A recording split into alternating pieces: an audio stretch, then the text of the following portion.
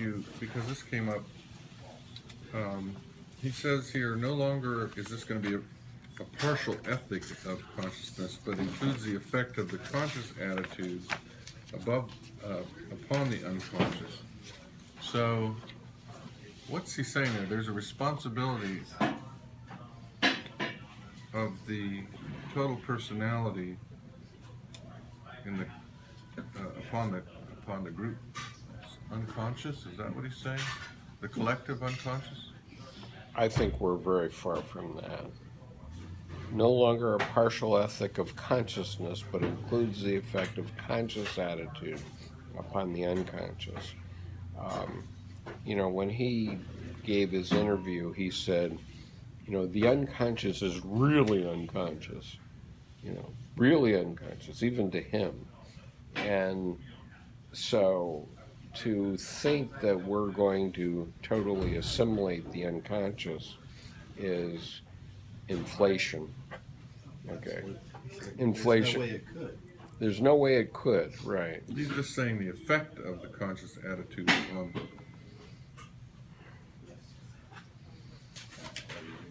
Okay, so he's talking about, let's back up a little. He's talking about it's no longer going to be this partial ethic of consciousness, but the conscious attitude will now have an effect upon the unconscious. Yeah, okay, I think that's fair enough. I mean, over time, and if we think about the collective also, if I look at my own life, I can say that the messages that I get from the unconscious are affected by the events of my conscious life. Okay. And so, in that sense, it's okay. But it doesn't mean that we're going to fully integrate the unconscious. Okay, I'll tell you about a dream I had this morning. Okay, it was a fairly simple dream. I was at a picnic, and a group of us, for whatever reason, decided that we wanted to run across a busy road. And on this busy road, it wasn't a superhighway, but it was a boulevard. On this busy road were railroad tracks. And coming down the railroad tracks was a diesel engine. Okay, diesel engine. And so I do a calculation that I can run across this road and get all the way across before anything happens to me. And sure enough, I get all the way across except for the diesel engine. Okay. And no, wait a minute.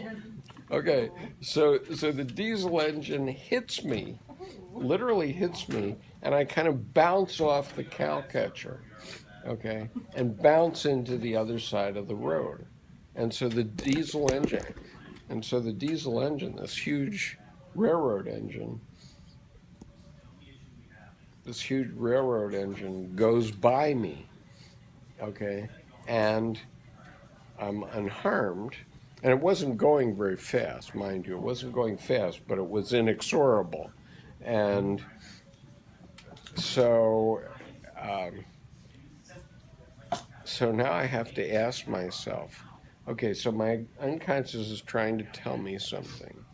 And this diesel engine coming down this railroad track, and not in the middle, but on the side of this road, this boulevard, is not stoppable, okay? And I can make a judgment about how fast I can get across, and I misjudge and I get bounced off, okay? So what is the diesel engine?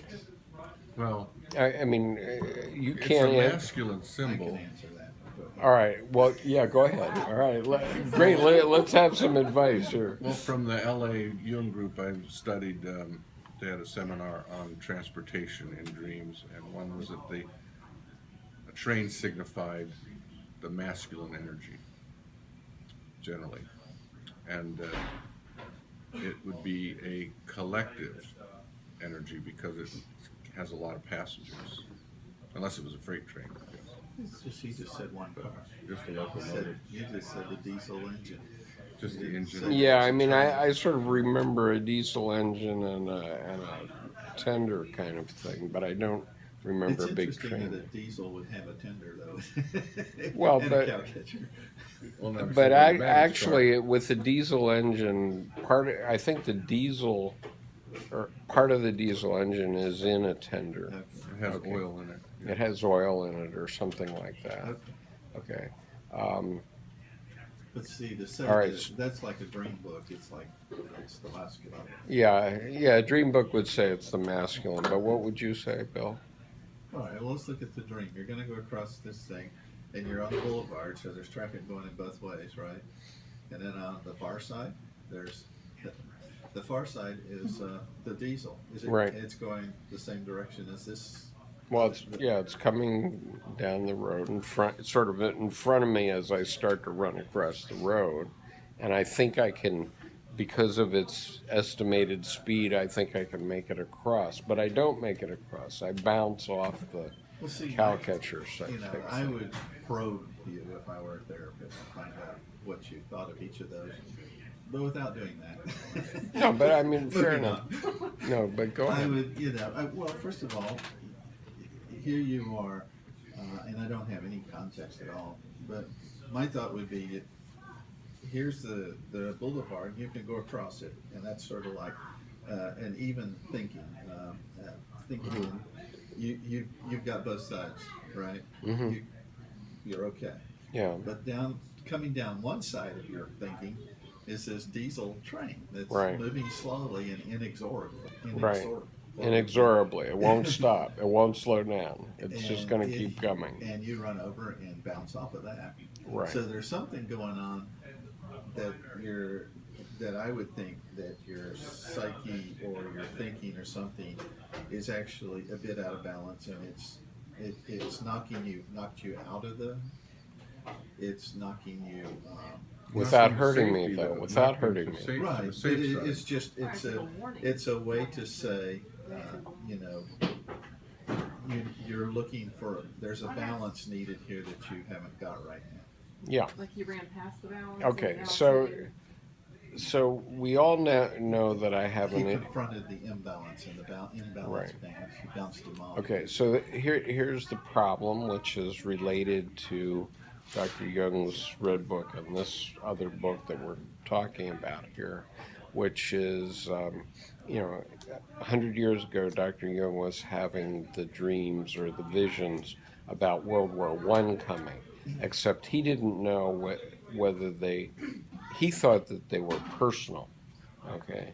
And it turned out that they were prefigurations of World War I, which he definitely believed throughout his life then. Okay, and Well, you know, the train could be imposition of other people's ideas too. right. So the question then the question becomes, is the inexorable thing that's coming, is it personal that's just coming at me or me and Debbie, and we're going to bounce off of it and everything will be okay, which, or is it something that is coming at us as a collective, right, as a society? And I'll have to look at other dreams. A friend stopped by the house last night and she gave us mugwort, Mugwort, mugwort. And she's been growing mugwort in her garden. And so she gave me a bag of mugwort. And this bag of mugwort, if you put next to your pillow, can cause you to have dreams. So this morning, I had 3 note-downable dreams, 3 dreams that I could remember and write down in my dream book. And one of them was this dream. So I just mentioned the mugwort, just in case you want to grow mugwort. Active imagination. Or semi-asleep. Okay. So anyway, so the question is for that dream, is this inexorable thing that's coming at me, is it something that's personal or something that's collective, and that we don't know, okay? Well, I think it could be both, and it might Could be actually both, yeah. It might actually be both currently. Sure, it might be, yeah, I agree with that. It might be both. Okay, so John, did you have more stuff that was essential to get into this since we're at the Yeah, end of just, 2017 meetings here? Just, Oh yeah, we got to bring this. And well, no, I have to get something in this video for you today. well, I can wind this up in 1 minute. So. Okay, There's a quote, principal requirement of the new ethic is not that the individual should be good, but that he should be psychologically autonomous, that is to say, healthy and productive, and yet at the same time not psychologically infectious. And he means by that projecting your shadow through repression. right. I think that's just great, and I'm sure Dr. Jung thought that was just great, except, in practice, how is it accomplished when we have 7.5 billion of us? Pardon? Should be good. So moving on to the Individual voice should be good. That John, projecting your shadow I'm repelled by that. through repression. through repression. Okay, so the voice. So the voice is what needs to come through, and he makes a very controversial statement here, which he actually contradicts himself earlier in the book, but he says the individual should do and assimilate a certain amount of evil, and that he should be able to overcome the conflicts involved in this process. In another place he says, well, you don't actually have to do the evil. There's all this should in there. Yeah. Also. So anyway, that was kind of a strong statement, I thought. Yeah, it's sort of value. The inner and outer conflict that arises out of the situation should be accepted with all its difficulties. Temporaries. The avoidance of evil and the conflict which evil brings in its train turns out to be unethical from the standpoint of the voice. So he's saying that evil is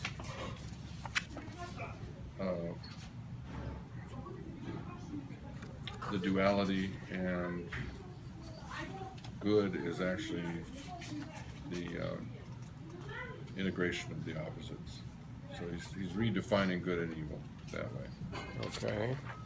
And he brings in this idea of the law being the father and the voice being the son, and getting back to Freud, the Oedipus, the murder of the father by the son, is he's implying that's necessary. So the law needs to be conquered by the voice. Okay, so the voice being the unconscious in this case, The assimilated shadow. would be the voice. assimilated shadow. What is Aphrodite's revenge? I'm just curious. Yeah, wow, let's get to that one. Aphrodite's revenge is where he puts in people who have conflicts in their marriage. He has an example of conflicts in their marriages by a third party who You mean then cheating. becomes a romantic interest. And Aphrodite's revenge is this resulting disaster or path of, well, just Guilt, or no, it brings out the shadow, and it brings out a conflict in values. for all three, or just for the person who's For the person who is conflicted, either way. I mean, it could be all three the one being for that voted matter. up? It usually is all three, because there's They all Sure. have competing interests. the value Yeah. is the value is the marriage bond, and the anti-value is the instinct, the new romantic attachment. Okay. So individuation's middle way. Okay, he compares the middle way of his system or Jung's system with Eastern religions, and he's saying they share some things, ethical autonomy and partial independence from the world, but the contrast is that individuation is specifically concerned to strengthen and deepen our being in the world, so it has a very worldly aspect to it. Makes possible the process of centering in the self and the inclusion of the unconscious elements within the structure. Right, which is exactly the opposite of Buddhism, by the way. Yeah. Lots of what? Exactly the opposite of Buddhism. Wow. But there were some interesting readings in Buddhism which suggest that there are huge parallels here. Incredible. I mean, by synchronicity today, we were reading in my meditation group stuff that is amazingly like what I was reading in the Red Book, not in this, but in the Red Book. And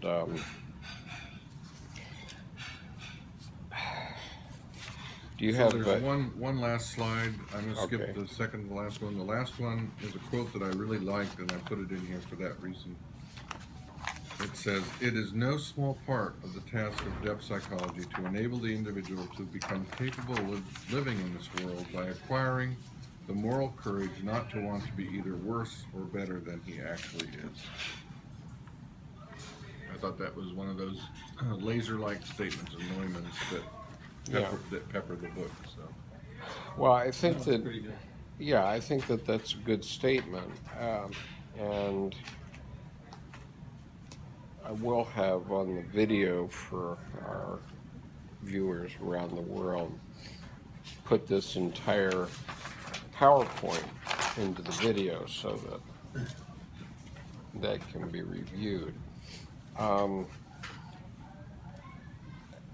My reaction to this, and I'll invite others' reactions to it too, but my reaction is that this is over the top. It's like a problem solver who saw the problem. I mean, he was Jewish, and he saw the problem during the war and immediately after when they realized what had happened in the Holocaust. And he was looking for a solution to the problem. The problem is that there's no way that this solution is possible at least in this millennium, and maybe never, because how do you get 7.5 billion people, individuals, to do this proper individuation? And so my reaction to what Dr. Jung said, was that he felt it was a useful way of getting discussion going. I don't think he thought this was anything like a final answer by any means. But maybe Erich Neumann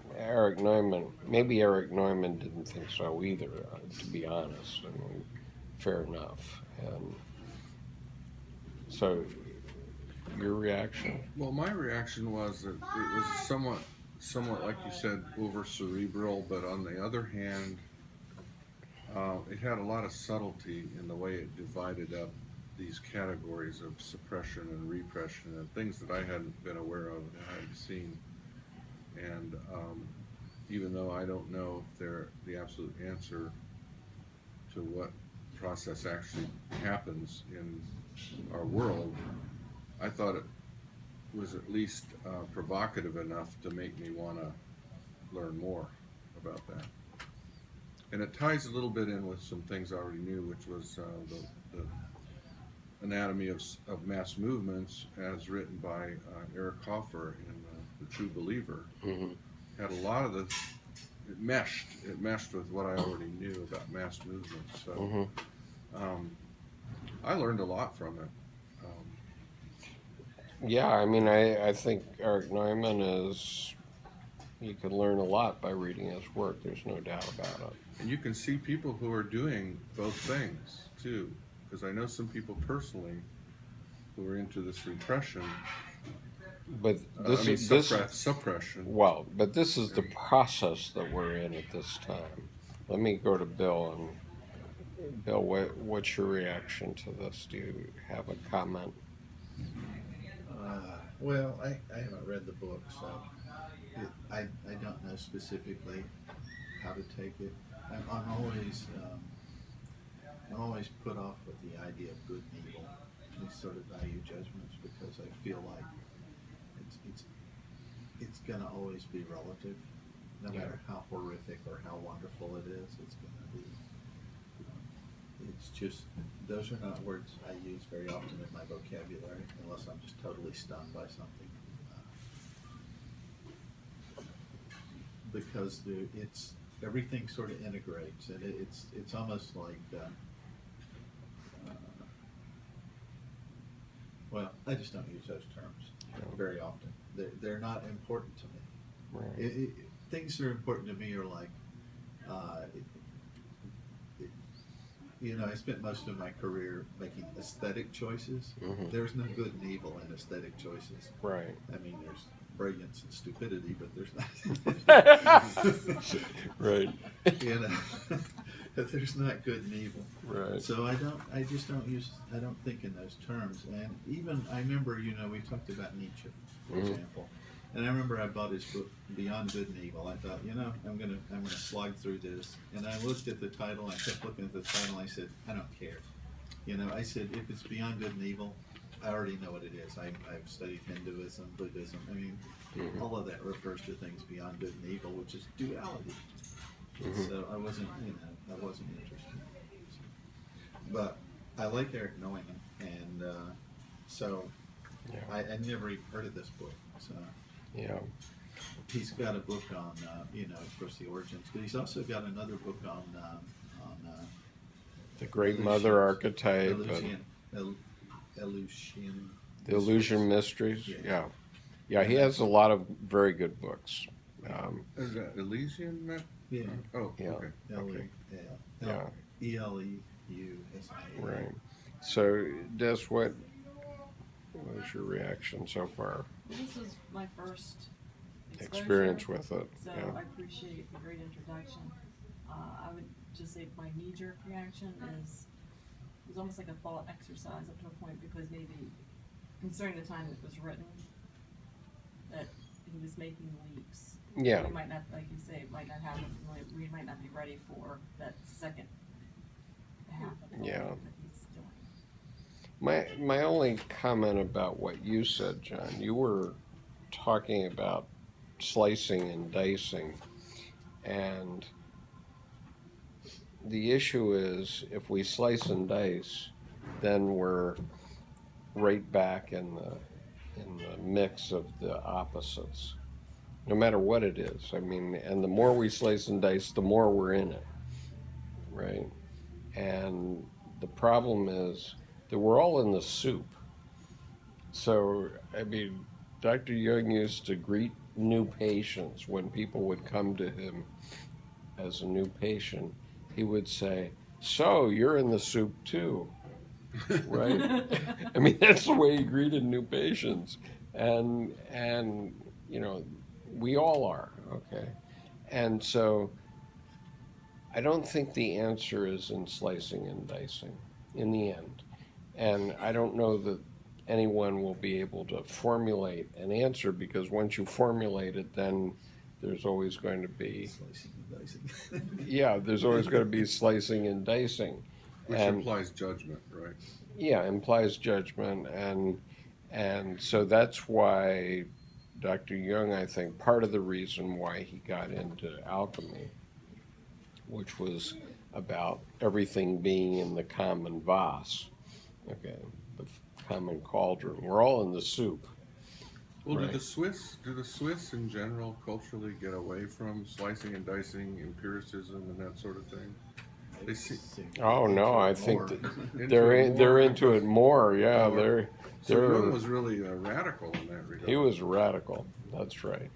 Okay. But I appreciate what you said. I constantly need to be reminded of that, because of Yeah. my So romantic mindset is got it all into neat little But packages. isn't that how our But brains that's- work? That organization that we're, Yeah. I mean, you don't like to say good and evil, but our brains, We still make not coming from a judgments. right. point of view, we're still trying to.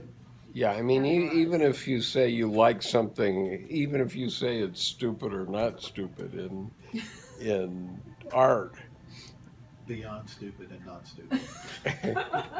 Because, you know, when we're talking about enlightenment, we're talking about an experience. You're not talking about That's right. realities. Okay. And there's a sense of knowing that has nothing to do with logic or analysis. Right. And this is the point that I've been trying to make in my readings of the Red Book itself and of this book, Jung's Red Book for our time. I keep having to refer. Postmodern conditions. Yeah, under postmodern conditions, which is that, well, let me read what Edinger said about it, and which is, I think, profound. I think there's some profound things here. But, okay. Edinger notes in his Ion Lectures, as it gradually dawns on people one by one that the transformation of God is not just an interesting idea but a living reality, it may begin to function more as a new myth. Whoever recognizes this myth as his own personal reality will put his life in the service of this process. Such an individual offers himself as a vessel for the incarnation of deity and thereby promotes the ongoing transformation of God by giving him human manifestation. Such an individual will experience his life as meaningful and will be an example of Jung's statement, the indwelling of the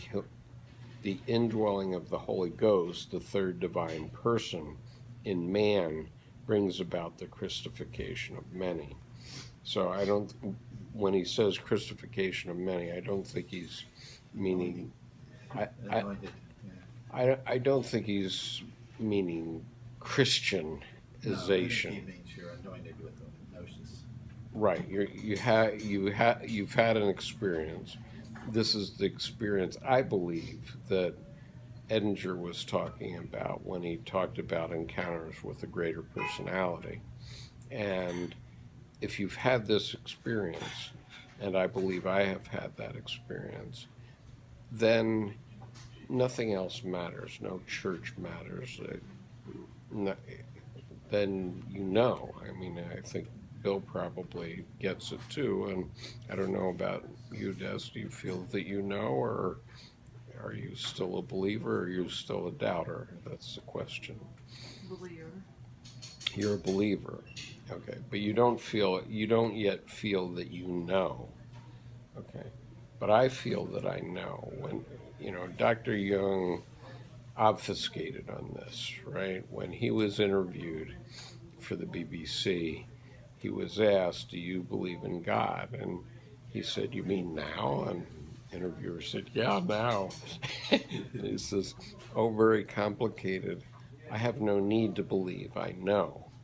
And this is the point that Edinger made in one of his lectures, which is, if you have the experience, then you don't need a religion. You don't need anything. You know.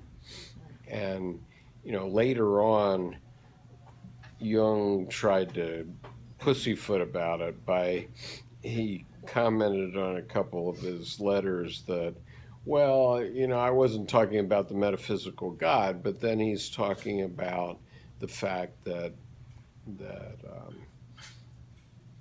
you can't tell the difference between the metaphysical God and the God image, which is empirically provable. Have you read the part about the water bearers? In this book? Yeah.